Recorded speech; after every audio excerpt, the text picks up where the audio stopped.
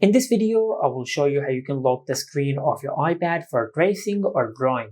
Now to do that, first of all, just go to Settings, and under Settings, just scroll down and tap on Accessibility. Under the Accessibility settings, just tap on Guided Access, then enable the toggle for guided access from here. After you do that, then just go to your home screen and open the art or the photo which you want to trace or draw. So for example, I will select this photo.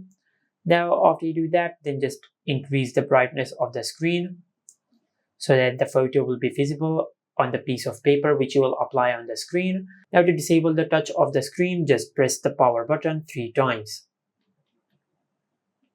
After you do that, you will see this screen. From here, just tap on Session Settings and make sure you disable the toggle for touch and software keyboards. After you disable both of these toggles, then just tap on Start at the upper right corner on the screen. Then just create a pin for guided access. After that, just enter the pin one more time to confirm the pin. And after you do that, you will lock the touch of the screen of your iPad so that you can use your iPad for tracing or drawing. Now once you're done tracing or drawing, and if you want to disable this feature, just press the power button 3 times. Then enter the pin which we have created.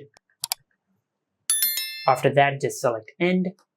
And once you do that, you will enable the touch back on your iPad, just like that.